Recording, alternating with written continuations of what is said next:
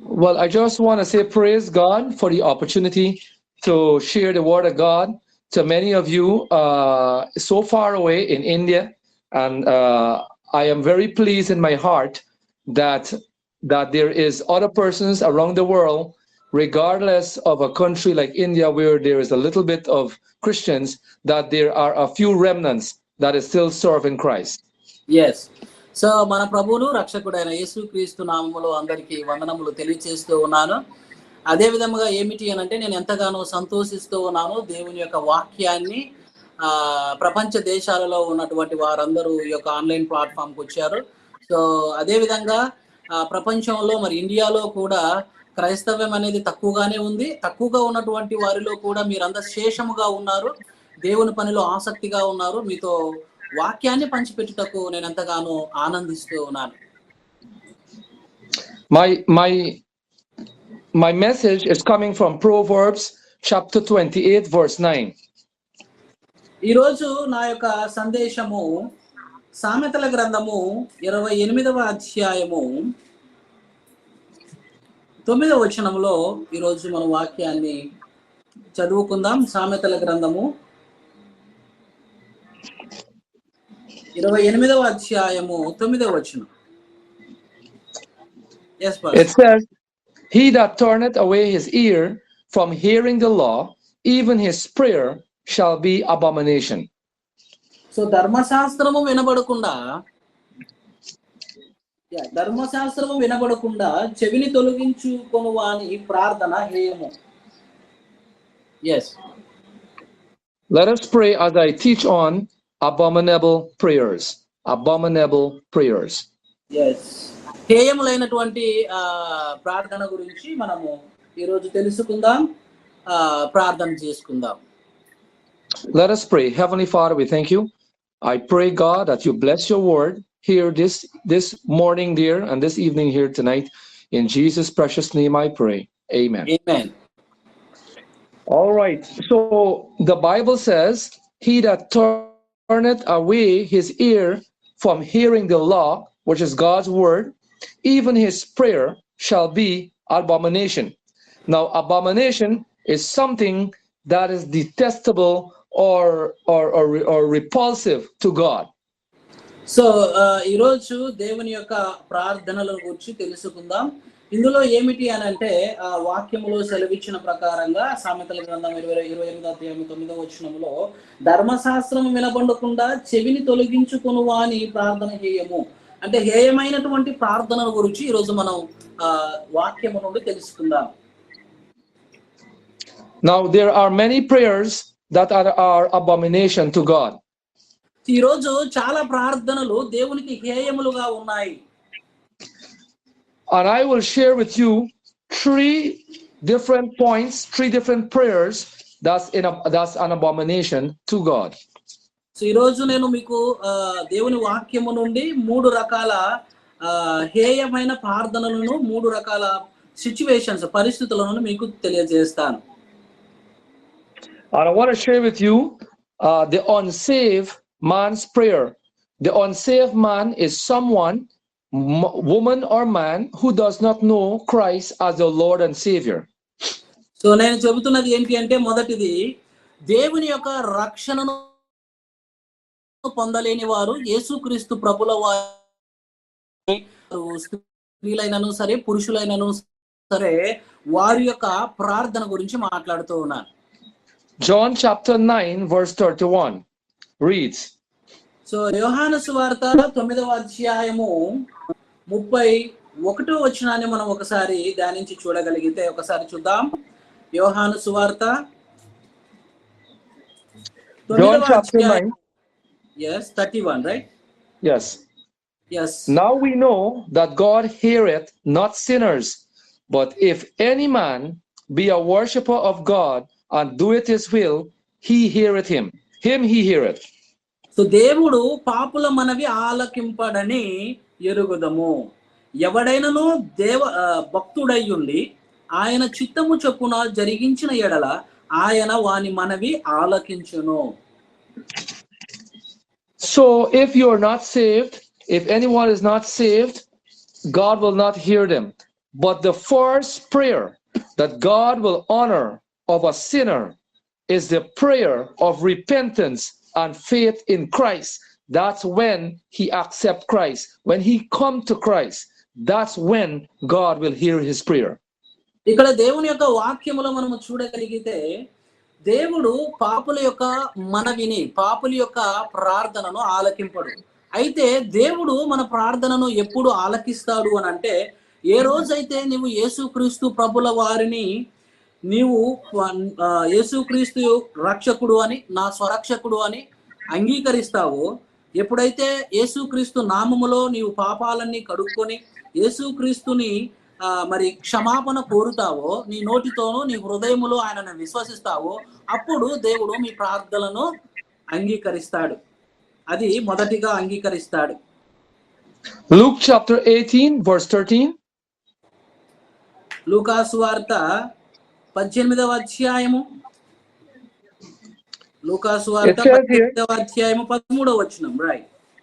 Luke 18:13 it says, and the publican standing afar off would not lift up so much as his eyes unto heaven, but smote his breast, saying, God, be merciful to me, a sinner. As we saw this, we read the first verse in John 9:31, where it says, now we know that God heareth not sinners, but if any man be a worshipper of God and doeth his will, him he will hear it. This publican, he came to God. He know who he was. He knew his condition. He now accept Christ. He now come to Christ because he accept his condition. This is the prayer that God will hear for the first time from a sinner. Yes.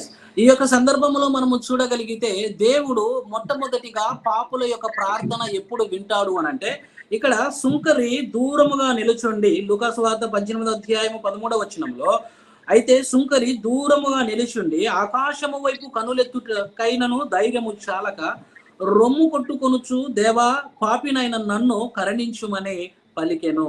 So అలా మనం 31వ వచనంలో కూడా చూడగలిగితే, ఆయన తన 12 శిష్యులను పిలిచి, ఇదిగో యెరూషలేమునకు వెళ్ళుచున్నాము.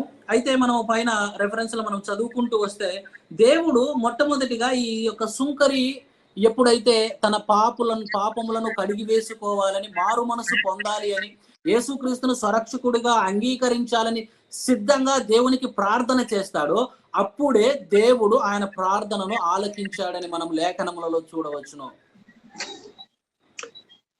Acts chapter 10 verse 9. Acts chapter 10 verse 1 to 9. It talks about Cornelius as he was praying to God. He's a devoted man, he's a centurion, and he feared God with all his house. He gave to alms and the people. And because Cornelius, he was sincere in his heart, in wanted to trust Christ, he was sincere in his heart. God know his prayer. He mean it.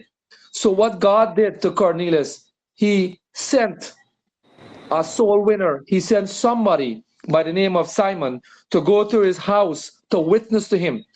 This is the prayer that God will listen to from the first time from a sinner. And this Cornelius, his prayer was answered the first time when he wanted to accept Christ. And God sent somebody to witness to him and share the gospel with him. ఇక్కడ మనకు అపోస్తుల కార్యములు 10వ అధ్యాయము 1వ వచనం నుండి 9వ వచనం వరకు చూడగలిగితే, ఇక్కడ కొర్నేలు గురించి రాయబడి ఉంది.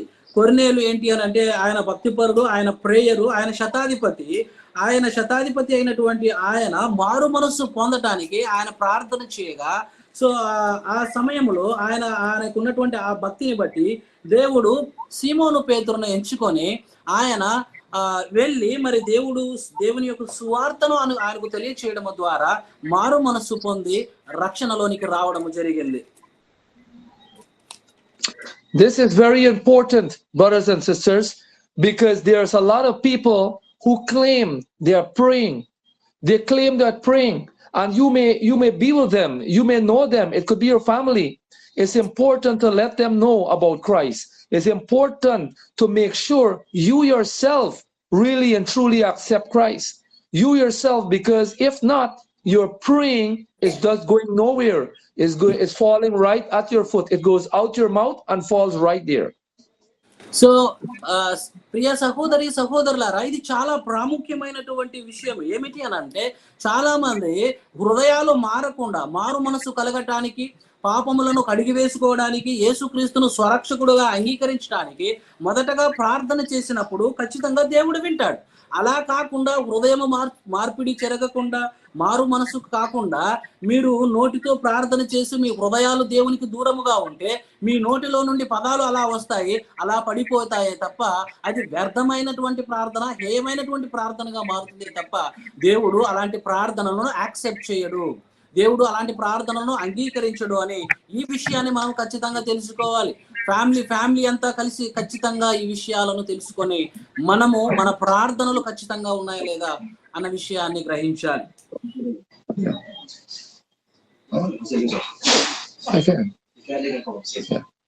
If you can just hold a moment, I'm changing my room, okay? Sure, go ahead. But just to let you know, let me just go down. The next prayer I'm talking about is the prayer of the Pharisee. And let me tell you that let's go to that verse there.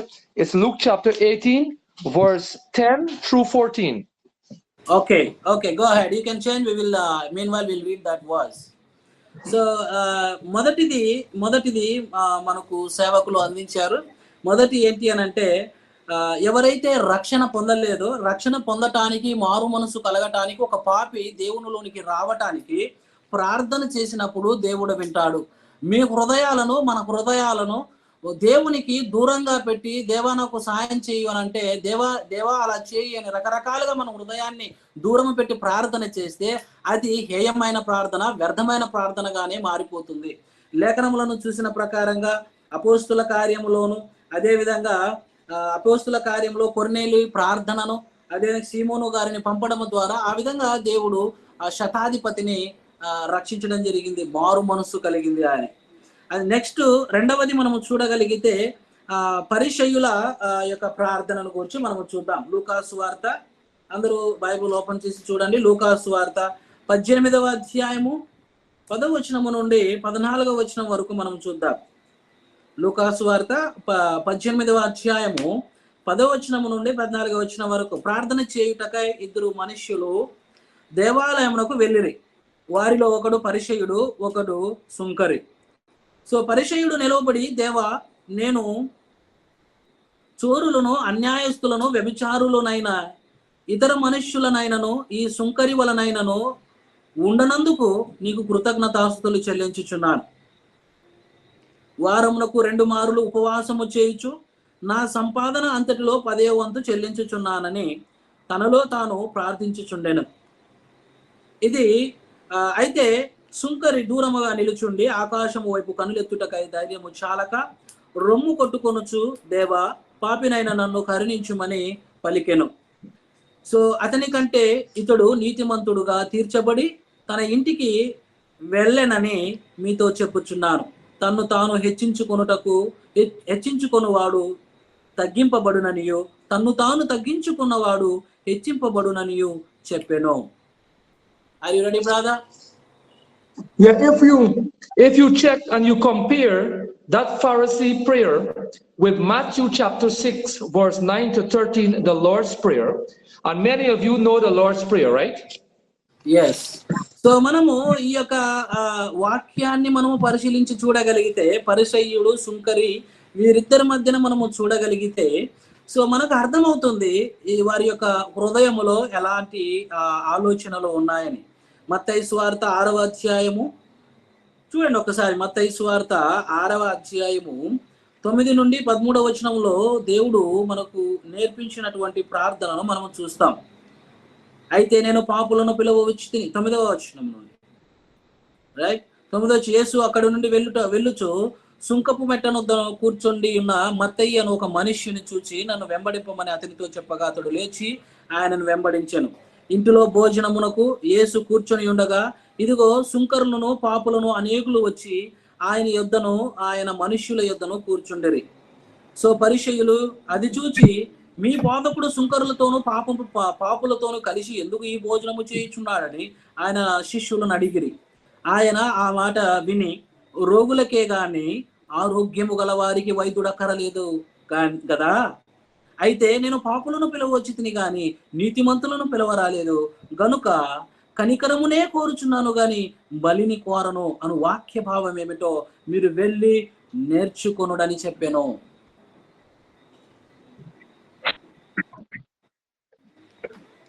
Yes, brother.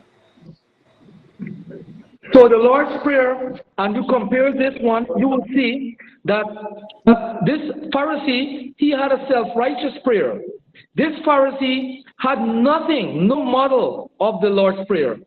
And I'm going to go through some things there where you will see that number 1 in verse 12 of Matthew 12, there was no acknowledgement of sin. This Pharisee didn't believe he had a sin.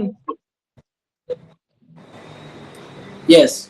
So ఇంతకు ముందు మత్తయి సువార్త 9వ అధ్యాయం 6వ వచనం నుంచి 13వ వచనం వరకు చదివాను, క్షమించండి. సో మత్తయి సువార్త 6వ అధ్యాయము 9 నుండి 13వ వచనం వరకు చెబుతూ ఉన్నాడు. సో ఇక్కడ పరిసయ్యుడు చేస్తున్నటువంటి ప్రార్థన ఏమిటి అని అంటే, ఆయన తన స్వార్థపరమైనటువంటి ప్రార్థన చేస్తూ ఉన్నాడు.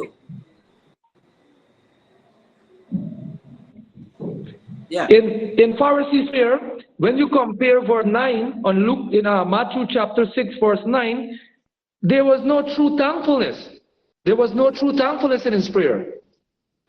సో యేసుక్రీస్తు చెప్పిన విధంగా మనము చూడగలిగితే ఈ యొక్క పరిసయ్యుడు మత్తయి సువార్త 6వ అధ్యాయము 9వ వచనంలో వ్రాయబడిన ప్రకారంగా, కాబట్టి మీరు ఇలాగూ ప్రార్థన చేయుడి, పరలోకమందున్న మా తండ్రి మీ నామము పరిశుద్ధపరచబడును గాక అని ఇలా మనకు ఈ యొక్క యేసుక్రీస్తు ప్రభుల వారు నేర్పించినటువంటి ప్రార్థన గురించి అందరికీ తెలుసు. ఈ విధంగా ఆయన ప్రార్థన లేదు, ఆయన హృదయం ఎక్కడో ఉంది, ఆయన స్వార్థపరమైనటువంటి ఆలోచనతో ప్రార్థన చేస్తూ ఉన్నాడు పరిసయ్యుడు. Tonight also there is no worship of God, and I'm going to go through some things here in the Lord's Prayer just to compare it. There is no worship of God. There is no humility in verse 10. No humility. He had a proud look. There is no request in verse 11. He did not ask. When you compare verse 11, give us this day our daily bread, the Pharisee didn't ask for anything. He did not acknowledge of any need at all. In verse 13, no glorification of God. He did not even glorify God. So మనము లూకా సువార్త 18వ అధ్యాయము 10 నుండి 14వ వచనంలో మనము చూడగలిగితే ఈ యొక్క పరిసయ్యుని యొక్క ప్రార్థన మనము చూస్తూ ఉన్నాము. మత్తయి సువార్త 6వ అధ్యాయము 9వ వచనములోను మనము ఇంతవరకు చూసాము. అయితే లూకా సువార్త 18వ అధ్యాయము 10వ వచనం నుండి మనం చూడగలిగితే ప్రార్థన, ఈయనకి సుంకరి ప్రార్థన చూడగలిగితే ఆయన జీవితంలో మారు మనస్సు కలగటానికి సంబంధించినటువంటి ప్రార్థన లేదు. ఆయన హృదయము చాలా దూరముగా ఉంది, దేవునికి విధేయపరమైనటువంటి ఆలోచన లేదు. అదే విధంగా దేవునిని గణపరిచేటువంటి, దేవుని మహిమపరిచేటువంటి ప్రార్థన ఆయన జీవితంలో కనబడటలేదు. Many people go to James chapter 4 verse 2 and 3. So యాకోబు పత్రిక 4వ అధ్యాయము, అందరూ తీయండి, యాకోబు పత్రిక 4వ అధ్యాయము 2వ వచనము 3వ వచనాన్ని మనము చూడగలిగితే, మీరు ఆశించుచున్నారు కానీ మీకు దొరుకుటలేదు, ye lust and have not, ye kill and desire to have and cannot obtain, ye fight and war, yet ye have not, because ye ask not. ఈ యొక్క యాకోబు పత్రిక 4వ అధ్యాయము 2వ వచనంలో మీరు చూడగలిగితే, మీరు ఆశించుచున్నారు కానీ మీకు దొరుకుటలేదు, నరహత్య చేయుదురు, మత్సరపడుదురు కానీ కొనలేరు, పోట్లాడుదురు, యుద్ధము చేయుదురు కానీ దేవుడు అడుగనందున మీకేమీ, దేవుణ్ణి అడగనందున మీకేమీ దొరకదు. మీరడిగినను మీ భోగముల నిమిత్తము వినియోగించుటకై దురుద్దేశములతో అడుగుదురు, కనుక మీకేమి దొరుకుటలేదు అని వాక్యము సెలవిస్తుంది. So it is important because this verse is telling us clearly that many times people believe that when they pray, because they use the word pray, that God will answer them. But it's very clear, praying with lust and fight and war, and you don't ask, and you pray amiss, God is not going to answer. It's an abomination to God. We have to ensure that when we go to God with humility. We praise God. We need to honor God. We need to bring glory to God. We need to be thankful. We need to know who we are and who God is. And we need to understand that in our hearts, not just putting on a show for people or for your neighbors or to show your family, but between you and God, you should be able to go truthfully, sincerely, and go with humility to God. So వాక్యం ప్రకారంగా మనం ఆలోచించగలిగితే ఇది చాలా ముఖ్యమైనటువంటి విషయం. ఎందుకంటే ఈరోజు చాలా మంది ప్రార్థనలు కుటుంబంలో ఉన్నవారు చూడాలి అను, జనాలు చూడాలి అను, లేకపోతే ఎవరో చూడాలి నన్ను అని ప్రార్థన చేస్తూ ఉంటారు. అలాంటి ప్రార్థనలు హేయమైన ప్రార్థనలుగా కనబడతాయి. ఎందుకనంటే ప్రార్థనలలో చాలా మంది ఒక పరిచయుడు ప్రార్థన చేసినట్టుగా ఉంటుంది. ఇక్కడ వాక్యంలో చెప్పబడినటువంటి రీతిగా ప్రార్థనల్లో చాలా మంది ఆ యొక్క స్వలాభము కొరకైనటువంటి ప్రార్థనలు ఉంటాయి. నరహత్య గూర్చినటువంటి విషయముతోనూ మత్సరపడుతూ ఉంటారు. అదే విధంగా వారు ఏదో సంపాదించుకోవాలని ప్రార్థన చేస్తూ ఉంటారు. అయితే దేవునికి మహిమకరంగా లేనటువంటి ఆ ప్రార్థనలు చేస్తూ ఉంటారు. చాలా మంది భోగముల విషయంలో లోకములో ఉన్నటువంటి దురుద్దేశములతో, లోకములో ఉన్నటువంటి దురాశలతో ప్రార్థన చేస్తూ ఉంటారు. ఇలాంటి ప్రార్థనలు చాలా చాలా ప్రమాదకరమైనవి, హేయములైనవి. ఇవి దేవుడు ఇలాంటి ప్రార్థనలను స్వీకరించడు అని మనము గ్రహించాలి. అయితే ఈ వాక్యం సెలవిస్తున్న ప్రకారముగా మన ప్రార్థన ఎలా ఉండాలి అంటే దేవునికి చాలా పర్సనల్ గా ఉండాలి. వ్యక్తిగతంగా మన యొక్క ప్రార్థన అనేది ఉండాలి. మన హృదయముతో దేవునితో మనం మాట్లాడాలి. మన హృదయము ద్వారా, మన మనస్సు ద్వారా, మన జీవితంలో మనకు ఉన్నటువంటి పరిస్థితులను బట్టి, అంటే మనం మారు మనస్సును కూర్చున్నటువంటి ప్రార్థన మనము చేయాలి. మనం ఎవరు అనేది మనము తెలుసుకోవాలి. మనం అందరము పాపులం అనేది తెలుసుకొని పాపాలకు కలిగినటువంటి ఆ యొక్క క్షమాపణ ఎక్కడ దొరుకుతుందన్న విషయాన్ని తెలుసుకొని యేసుక్రీస్తును స్వరక్షకుడిగా మనము ప్రార్థన చేయగలిగితే దేవుడు ఇలాంటి ప్రార్థనను అంగీకరిస్తాడు.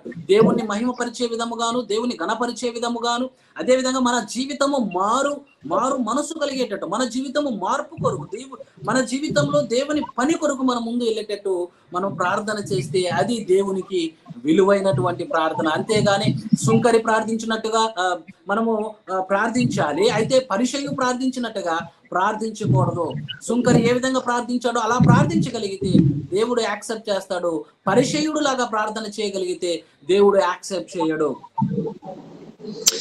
Psalms 51:17.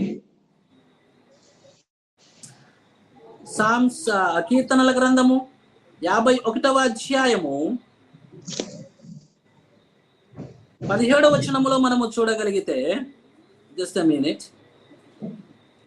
కీర్తనల గ్రంథము 51వ అధ్యాయము 17వ వచనములో మనము వాక్యాన్ని చూడగలిగితే, విరిగిన మనసే దేవునికి ఇష్టమైన బలులు దేవా, విరిగిన నలిగిన హృదయమును నీవు అలక్ష్యము చేయవు. God will not despise a person who comes with a contrite heart. And the word contrite means you know you have done wrong. You accept you're done wrong. And God wants a broken heart, a broken spirit. So when you are broken, it's a good time to go to God, not to friends and family who can't help you. You go to God. Many of times we are broken in our spirit and we know we have made mistake, but sometimes we just go and speak to the neighbors and to friends trying to get help, trying for them to help us, trying to go to speak to somebody to pray for us. But God will answer your prayer. God will listen to you. God will be there. God wants you to come to him. But sometimes we don't go to him. Yes. So కీర్తనల గ్రంథము 51వ అధ్యాయము 17వ వచనంలో, so విరిగిన మనసే దేవునికి ఇష్టమైన బలులు దేవా అంటే ఇక్కడ ఏం చెప్తున్నారు అంటే, బ్రోకెన్ స్పిరిట్, విచ్ఛిన్నమైనటువంటి ఈ యొక్క మన ఆత్మీయ జీవితము, విచ్ఛిన్నమైనటువంటి మన జీవిత బ్రతుకులు ఉన్నప్పుడు, మన జీవితము పాడైపోయినప్పుడు, మన జీవితంలో భయంకరమైన సిచ్యువేషన్స్ ఉన్నప్పుడు చాలా మంది తన సహోదరులతోనూ, తనకు తెలిసిన బంధువులతోనూ, తనకు తెలిసినటువంటి స్నేహితులతోనూ, రకరకాల మనుషులతోనూ వెళ్ళి సహాయాన్ని కోరుతూ ఉంటారు. అలా సహాయాన్ని కోరితే ఆ సహాయాన్ని పొందుతారో లేదో తెలియదు, కానీ మనుష్యులు మాత్రం దేవుని దగ్గరికి వెళ్ళట్లేదు. అలా ఎప్పుడైతే మన జీవితాలలో ఇరిగిన మనస్సు, అనగా విచ్ఛిన్నమైనటువంటి మనస్సు, అలాంటి విచ్ఛిన్నమైనటువంటి జీవితాలు ఉన్నప్పుడు దేవుని చెంతకు మనం వెళ్ళాలి. దేవుని చెంతకు వెళ్ళి, తెలుసు మనకు మన హృదయంలో మనము పాపము చేశాము అని, మన పాపాలను మనం గ్రహించి, దేవా ఇదిగో నేను పాపిని అని నీ నోటితో ఒప్పుకొని నీ హృదయంలో క్రీస్తును అంగీకరించినప్పుడు దేవుడు నీ ప్రార్థనలను అంగీకరిస్తాడు. So we talk about the prayer of the Pharisee there, and we talk about the unsaved man's prayer. I have a next point, the prayer of disobedient Christians. So నేను ఇప్పటి వరకు రక్షణ పొందలేనటువంటి ఆ యొక్క మనిషి రక్షణ కొరకు ప్రార్థన గురించి మనము నేర్చుకున్నాము. రెండవది పరిసయ్యుల ప్రార్థన గురించి నేర్చుకున్నాము. మూడవది మనం ఆలోచన చేయగలిగితే ఒక మనిషి దేవునికి విధేయత లేని వాని యొక్క ప్రార్థన గురించి మనం తెలుసుకుందాం. Isaiah chapter 59, 1 and 2. యెషయా గ్రంథము 59వ అధ్యాయము 1వ వచనము 2వ వచనాన్ని మనము చూడగలిగితే, రక్షింపనేరక యుండునట్లు యెహోవా హస్తము కురుచ కాలేదు, విననేరక యుండునట్లు ఆయన చెవులు మందము కాలేదు. మీ దోషములు మీకును మీ దేవునికి అడ్డముగా వచ్చెను, మీ పాపములు ఆయన ముఖమును మీకు మరుగుపరిచెను గనుక ఆయన ఆలకింపకున్నాడు. Yes, brother. So the verse is saying basically that our God, he's not limited. His hand is not shortened to do something for you, or his ear is not deaf that he cannot hear. But what hinders your prayer is your iniquity and your sins that you have hiding. Your iniquities cause our God to hide his face from you. Our iniquities cause God not to answer, to have a separation. So one of the things that of the prayer that bring abomination to God is when Christians they live in iniquity, and they're not confessing their sins. They're doing their presumptuous sins, and they're going and pray to God. God will not answer your prayer, and you will want to know why you're in church, why you're serving God, and God is not answering your prayer, but he's blessing this brother and he's blessing that brother. Check yourself about the sins that you might be hiding that no one knows but God knows. So యెషయా గ్రంథము 59వ అధ్యాయము 1వ వచనము 2వ వచనములో మనము చూడగలిగితే, దేవుడు పరిమితి ఉన్నటువంటి వ్యక్తి కాదు. మనము నమ్మినటువంటి దేవుడు ఆయన పరిమితుడు కాదు, అపరిమితమైనటువంటి దేవుడు. ఆయన సహాయం చేయటానికి చేతులు లేనటువంటి దేవుడు కాదు. అదే విధంగా నీ ప్రార్థనలో వినకుండా ఉండటానికి ఆయనకు ఏమైనా చెవుడు లేదు. అయితే ఏంటి నీ యొక్క ప్రార్థనను ఆటంకపరుస్తున్నాయి? ఎందుకు మనుషుల యొక్క ప్రార్థన దేవుణ్ణి ఆపివేస్తున్నాయి అని అంటే, ఒకే ఒక ఆటంకము మధ్యలో ఉంది. అది ఏమిటి అని అంటే, మనుషుల హృదయాలలో ఉన్నటువంటి పాపము. మనుషుల హృదయాలలో కూరుకుని పోయినటువంటి ఈ పాపమే, ఈ యొక్క చెడు చేష్టలే, ఈ చెడు కార్యాలే దేవునికి హేయములుగా ఉన్నాయి. ఈ హేయమైనటువంటి వాటిని మొదటగా నీవు మారు మనసు కలిగేటట్టు, ఎప్పుడైతే నీ హృదయములో దేవుణ్ణి హృదయముతో నీవు ఆయనను ప్రార్థించినప్పుడు మాత్రమే ఆయన నీ మనవి వింటాడు. అంతేకాని చాలా మంది ఈరోజు హేయమైనటువంటి ప్రార్థనలే చేస్తూ ఉంటారు. నేను క్రైస్తవ ఫ్యామిలీలో పుట్టాను, నేను క్రైస్తవుడిగా ఉన్నాను అని చెప్పి పాపములోను, పాపము ఊబిలలోను, పాపములతోనే కొట్టుమిట్టాడుతో ఏదో చర్చికి వెళ్తూ ఉంటారు. ఆదివారం కానీ లేదంటే మిగతా రోజులు కానీ చర్చికి వెళ్తూ ఉంటారు. అయితే ఎందుకు చర్చికి వెళ్తున్నారా అని అంటే, దేవుడు ఆయన్ను ఆశీర్వదించాడు, అదో దేవుడు నన్ను కూడా ఆశీర్వదిస్తాడు అని ఈ యొక్క భోగేచ్ఛలను హృదయాలలో పెట్టుకొని ఏదో ఒక రకంగా దేవుని దగ్గర ఆ యొక్క ఆశీర్వాదాలు పొందాలని వెళుతూ ఉంటారు. అలా వెళితే అది హేయమైనది, అది వ్యర్థమైనది. అలాంటి వాటి విషయాలలో నిన్ను నువ్వే పరిశీలన చేసుకోవాలి. ఎక్కడుంది నీ హృదయం? పాపములో ఉందా? అయితే దేవునిని మన హృదయముతో, మారు మనస్సుతో ప్రార్థన చేయగలిగితే దేవుడు యాక్సెప్ట్ చేస్తాడు. అలా కాకుండా ఉండగలిగితే దేవునిని మనలను సపరేట్ చేసేది మనుషుల యొక్క పాపములు. ఆ పాపములు కడిగేసుకునేటువంటి మంచి అవకాశము క్రీస్తులో ఉంది కనుక మనము దేవునిని ఆయన ఆలోచనలను గ్రహించాలి. Yes, brother. So I want to share 4 things with you as a Christian that could hinder your prayer. And one of them is unbelief. Which is not the belief that you don't believe in Christ, but the unbelief. Sometimes you pray for God to answer for something, but you don't have the belief that God will answer it. It means you don't have the faith that God will answer it. You have doubts that God will not answer. But God is looking for a prayer of faith. This is what He's looking for. So కొన్నిసార్లు మనము ఆటంకము కలుగుచున్నది, నీతి దూరమున నిలుచుచున్నది, సత్యము సంత వీధులలో పడి ఉన్నది, ధర్మము లోపల ప్రవేశింపనేరదు అన్న వాక్యాన్ని మనము చూస్తూ ఉన్నాం. అంటే ఇక్కడ ఏంటి అని అంటే ఈ మనుష్యులను దేవునికి దూరముగా చేస్తున్నది ఈ పాపం. కొన్నిసార్లు కొంతమంది దేవుని నమ్మకుండా ప్రార్థన చేస్తూ ఉంటారు. అలాంటి ప్రార్థన హేయమైన ప్రార్థన. అయితే దేవుడు ఎస్పెషల్లీ మన హృదయాలలో చూసేది అంటే విశ్వాసముతో కూడినటువంటి ప్రార్థనను ఆయన మన జీవితాలను పరిశీలిస్తూ ఉంటాడు. Let's go to the second one. Mark 11:25. Mark సువార్త 11వ అధ్యాయము 25వ వచనాన్ని మనము చూడగలిగితే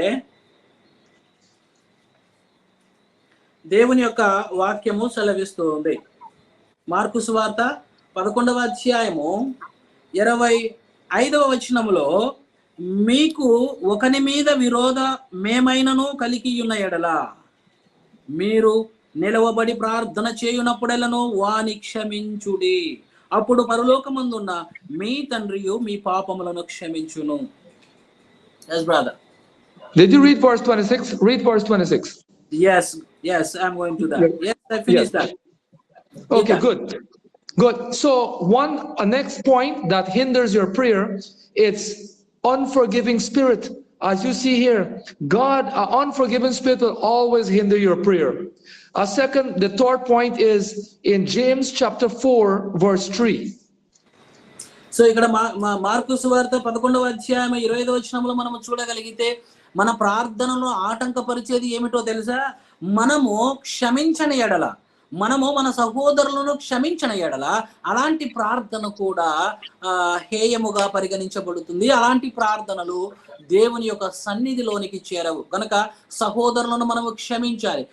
క్షమించిన రీతిగానే మనము దేవునికి ప్రార్థన చేయగలిగితే అప్పుడు మన ప్రార్థనలను దేవుడు వింటాడు. అదేవిధంగా యాకోబు పత్రిక 4వ అధ్యాయము 3వ వచనములో కూడా దేవుని వాక్యము సెలవిస్తుంది. James chapter 4 verse 3. So this is talking about praying amiss. You're praying for things that is way off what God wants to give you. It's way off that you need. You're praying amiss. Now go to Psalm chapter 66 verse 18. So మనము ముందుగా యాకోబు పత్రిక 4వ అధ్యాయం 3వ వచనములో మనము చూడగలిగితే, మీరు అడిగినను మీ భోగముల నిమిత్తమే వినియోగించుటకై దురుద్దేశముతో అడుగుదురు కనుక మీకేమి దొరకటలేదని వాక్యము సెలవిస్తుంది. ఈరోజు చాలా మంది క్రైస్తవ ప్రపంచంలో ఉన్నటువంటి వారు లోకములో మిళితమైనటువంటి ఈ భోగముల విషయంలోనే ఉద్దేశాలలో ఆ యొక్క దురుద్దేశము కలిగి ఉన్నారు. కనుక అలాంటి దురుద్దేశముతోనే ప్రార్థన చేస్తున్నారు. అలాంటి ప్రార్థనలు కూడా దేవుని సన్నిధిన చేరవు. ఓకే, మనము సహోదరుని క్షమించలేదనుకోండి, క్షమించినటువంటి మార్కు సువార్త 11వ అధ్యాయం 25-26 వచనంలో క్షమించినటువంటి ఆ ప్రార్థన దేవుని యొక్క సన్నిధిలో చేరదు. అదే విధంగా దురుద్దేశములతో మనము ప్రార్థన చేస్తే అది కూడా దేవుని సన్నిధిన చేరదు.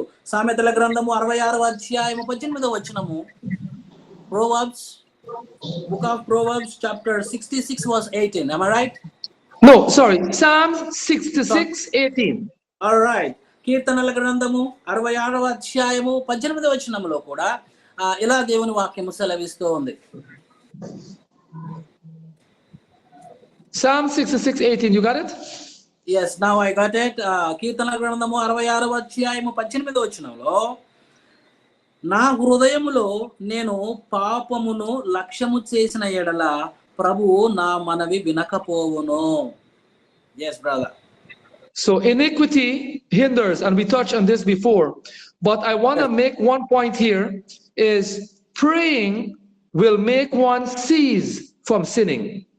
Praying will make one cease from sinning, and sinning will make one cease from praying.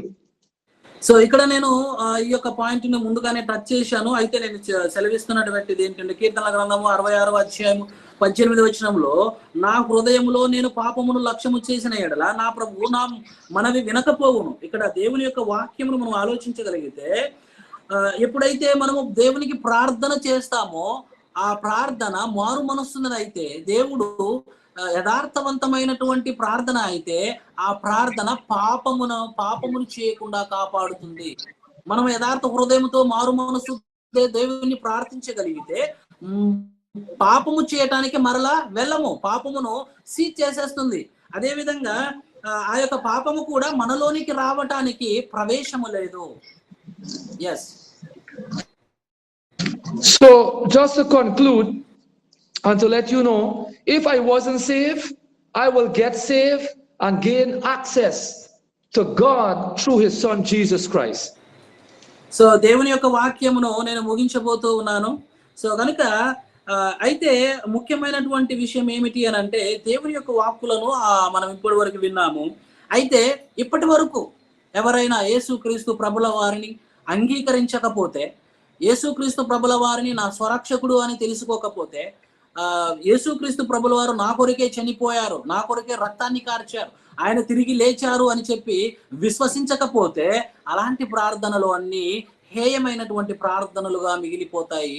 అది చాలా ప్రాముఖ్యమైనటువంటిది. పాపుల యొక్క మనవి దేవుడు వినడు.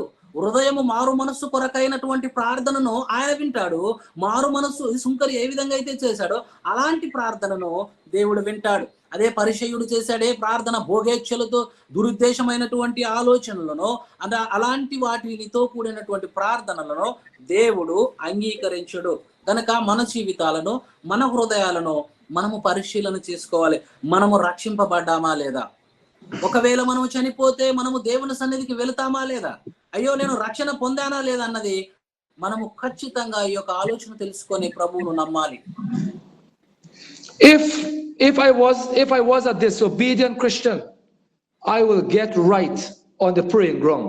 I will get right, make sure I'm baptized, make sure I join the church, I am tithing, I am separated from the world and the wickedness, I'll be soul winning and so much more. So కొంతమంది క్రైస్తవులు అయితే దేవునికి విధేయత లేకుండా, ఇదిగో బాప్తిసం తీసుకున్నాను, నేను ప్రజలు చూస్తున్నట్టుగా చర్చిలో మెంబర్షిప్ తీసుకున్నాను, ఇదిగో బాప్తిసం తీసుకున్నాను, ఇదిగో నేను వెళ్తే బాప్తిసం తీసుకున్నాను కాబట్టి చస్తే ఎలా పరలోకానికి వెళ్ళిపోతాను, హృదయం మారకుండా, దేవునికి విధేయత లేకుండా, హృదయం ఎక్కడో పెట్టేసి మనుషుల కొరకు కనిపించేటట్టు బాప్తిసం తీసుకొని అదేవిధంగా దేవుడు పని చేస్తున్నాను, అదిగో మీటింగులు పెడుతున్నాను, అదిగో అక్కడ వెళ్తున్నాను అని చెప్పుకుంటే అది అలాంటి ప్రార్థనలు కూడా హేయమైనవిగా మిగులుతాయి. కనుక మన హృదయము ముందుగా మారవలెను. ఎస్. Psalm 51:17.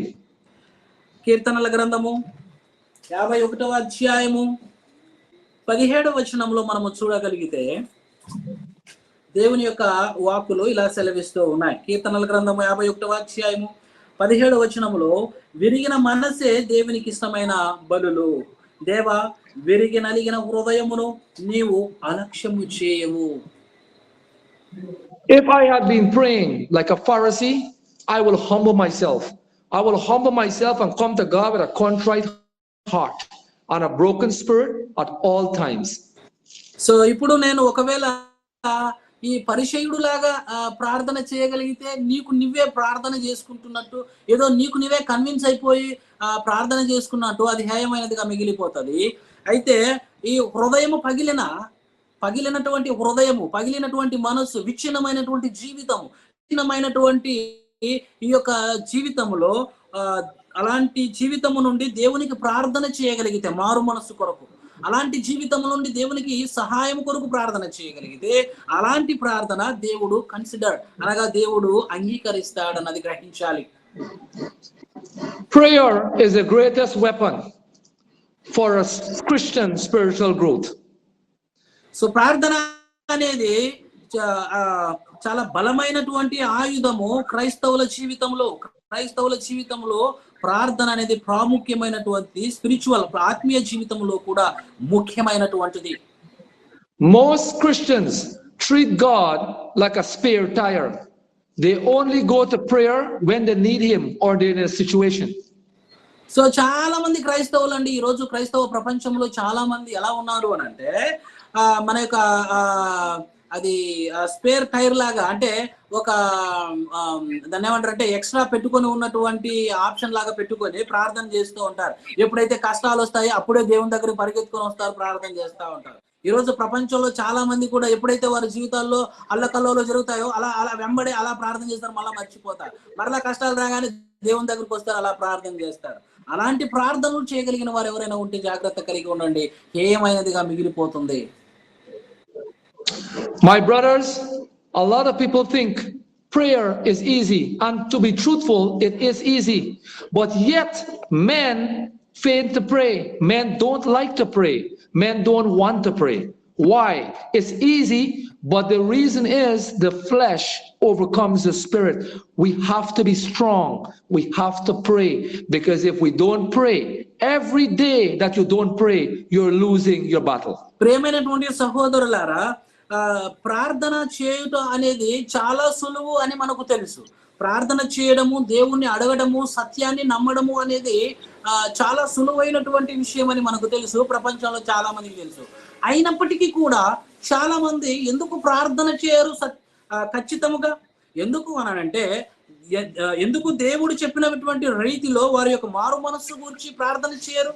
ఎందుకు అనంటే వారి యొక్క శరీర జీవితము, ఆ యొక్క శరీర కార్యములు ఆ యొక్క శరీరములను అధిగమించాయి గనక, పాపముతో నిండి ఉంది గనక, ఆ జీవితము అనేది పాపముతో నిండి ఉన్నటువంటి జీవితము గనక ప్రార్థన చేయలేకపోతూ ఉన్నారు. ఈ శరీర అభిలాషలతో ఆ యొక్క ప్రార్థనను చేయలేకపోతున్నారు. ఇది గమనించండి. I met a Muslim man, and one thing he told me, he said, when is his prayer time? At 6 o'clock, at 12 o'clock, and 6 o'clock back 3 times a day. Nothing or no one can call him. He will go and pray. Christians don't pray like that. And we Christians need to pray more and have more discipline in our prayer life. Because if I ask every man here on this group, how much time did you spend in prayer? Many of you will be ashamed. Or maybe I could be wrong. But I can assure you, prayer is hard, and you know it.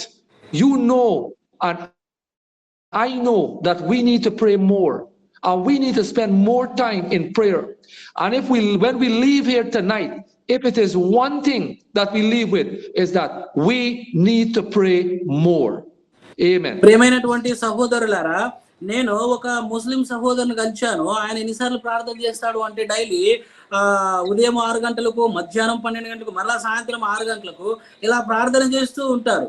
అయితే అలాంటి ప్రార్థనలు అన్ని వ్యర్థమైనటువంటి ప్రార్థనలుగానే మిగిలిపోవచ్చును.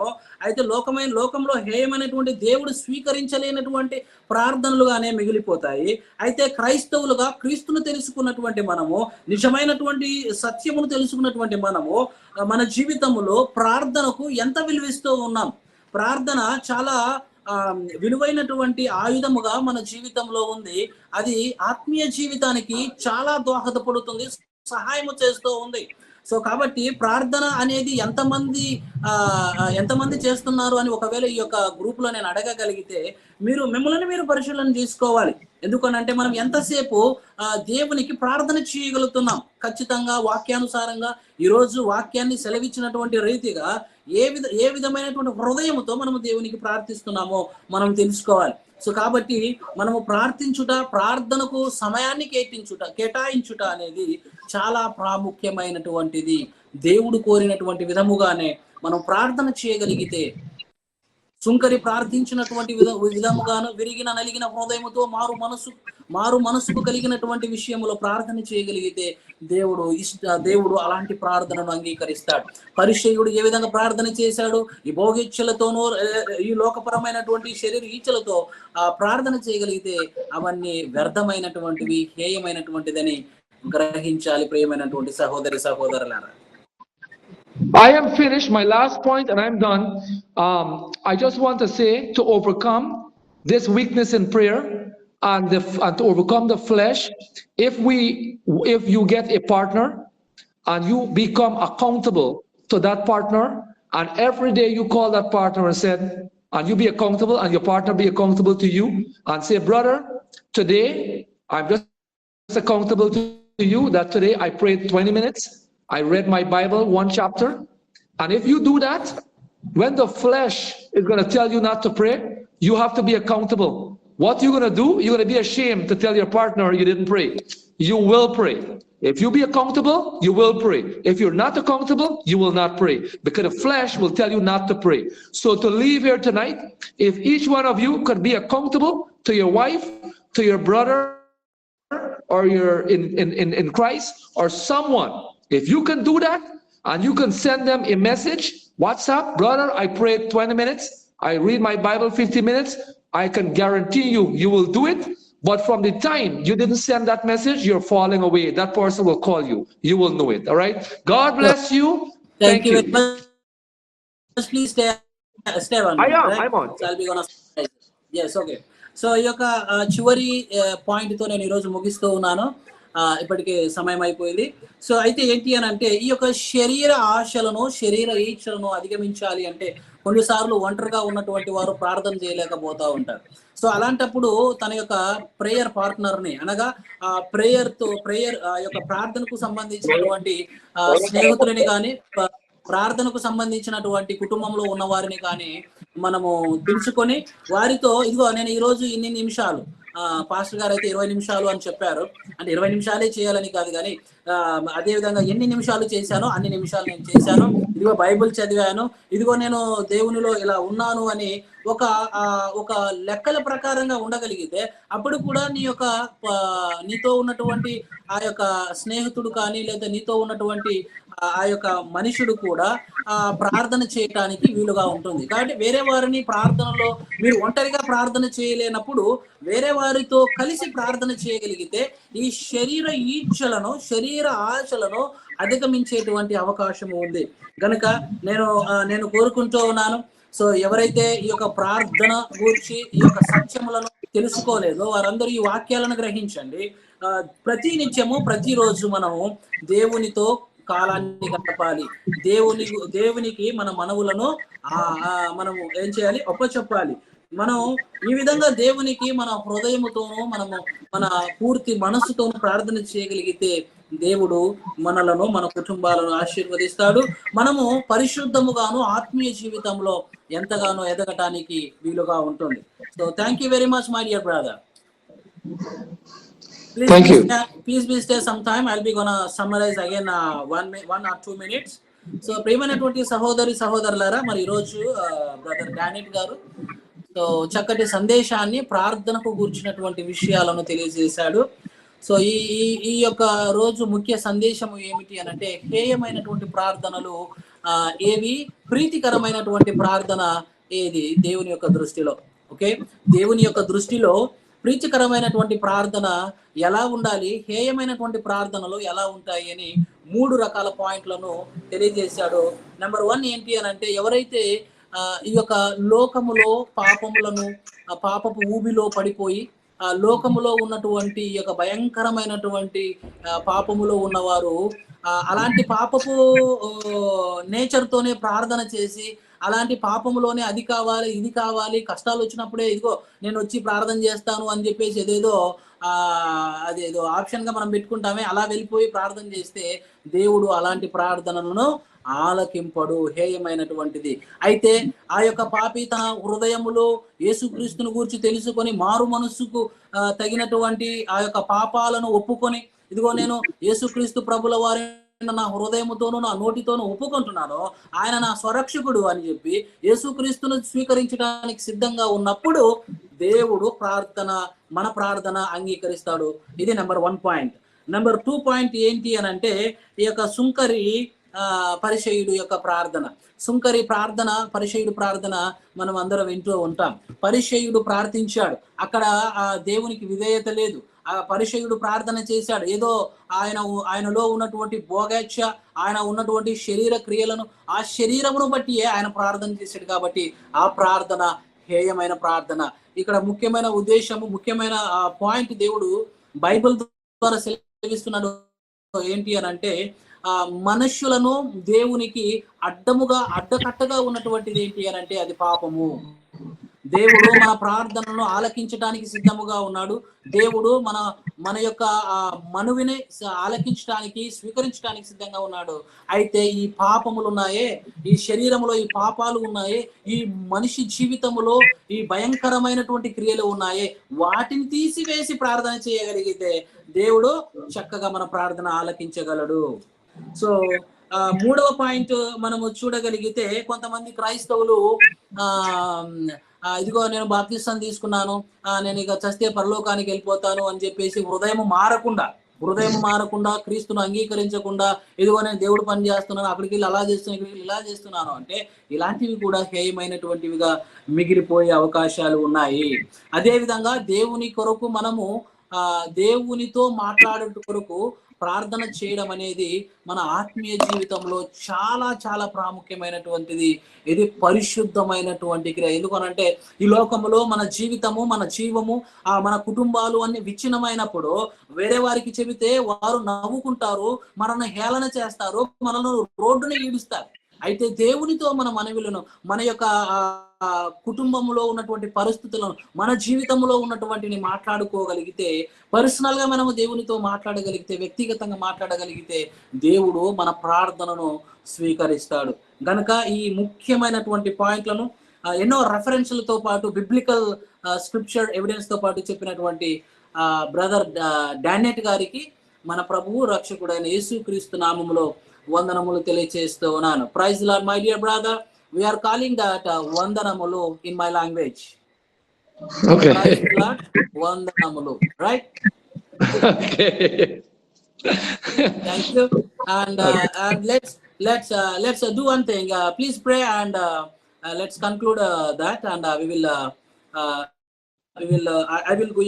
be going to give some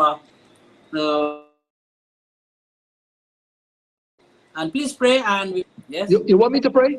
Close to. Yes. Go ahead. Heavenly Father, we thank you, God. పరలోకమందున్నటువంటి తండ్రి, మీకు కృతజ్ఞతలు తెలియజేస్తూ ఉన్నాను. We thank you, God, for men who want to serve you. దేవా, మీకు కృతజ్ఞతలు తెలియజేస్తూ ఉన్నాను. ఎందుకనగా ఎవరైతే మీ యొక్క పని కొరకు, మీ యొక్క ఆలోచన కొరకు ఎరిగి ఉన్నారో, పని కొరకు ముందుకు వస్తారో వాళ్ళందరి విషయంలో వందనములు తెలియజేస్తూ ఉన్నాను. We thank you, God, for giving us your word. దేవా, మీకు కృతజ్ఞతలు తెలియజేస్తూ ఉన్నాను మా పాపములను క్షమించినందుకు. We thank you, God, for giving us the opportunity to serve. దేవా, మీకు సేవ చేయుటకు మాకు ఇచ్చినటువంటి అద్భుతమైనటువంటి అవకాశమును బట్టి వందనములు తెలియజేస్తాం. God, as men hearing your word today, దేవా, ఈరోజు మీ వాక్యములను పరిచయం చేశాను, మీ వాక్కులను మీ పిల్లలకు తెలియజేశాను. I pray that as your word was preached, I pray that we will take heed to it. దేవా, ఆ యొక్క వాక్యములను, మీ వాక్యములను పరిచర్య ద్వారా పంచిపెట్టిన మీ వాక్యములను వారి హృదయములో ఫలింప చేయు విధముగా ప్రార్థిస్తున్నాను తండ్రి. I pray, Heavenly Father, we will apply these truths in our life. పరలోకమందున్నటువంటి తండ్రి, మీకు ప్రార్థన చేస్తూ ఉన్నాను, వారి జీవితాలలో విన్నటువంటి సత్యములను గ్రహించాలి అని, చక్కగా యేసుక్రీస్తు ప్రభుల వారి యొక్క సత్యమును గ్రహించి తెలుసుకోవాలని ప్రార్థిస్తూ ఉన్నాను. I pray that we will be men who wants to pray and love to pray and wants to continue to pray and will not faint. So దేవా నేను ప్రార్థిస్తూ ఉన్నాను, ప్రార్థన కూర్చున్నటువంటి విలువైనటువంటి సంగతులు, మీతో మాట్లాడుటకు విలువైనటువంటి సంగతులు మీరు మాకు తెలియచేశారు. ఆ విధముగా మేము చేయలాగన మీరు మాకు సహాయం అనుగ్రహించమని ప్రార్థిస్తూ ఉన్నాను. Help us, O Heavenly Father, that we will serve you alone and we will not depart from your word. దేవా మాకు సహాయము చేయండి. ఏ విధము చేతనైనను మేము మీకు దూరముగా పోకుండా ఖచ్చితముగా మీ యొక్క పరిధిలో ఉండుటకు, మీ యొక్క సత్యములో ఉండుటకు మాకు సహాయం అనుగ్రహించుమని ప్రార్థిస్తూ ఉన్నాను. Heavenly Father, we give you the praise, the honor and the glory you deserve. పరలోకమందున్న తండ్రి, మీకు మహిమ కీర్తి కలుగునట్లు ప్రార్థిస్తూ ఉన్నాను. In Jesus' name, amen. ఈ ప్రార్థన యేసుక్రీస్తు నామములో ప్రార్థిస్తున్నాను. ఆమేన్.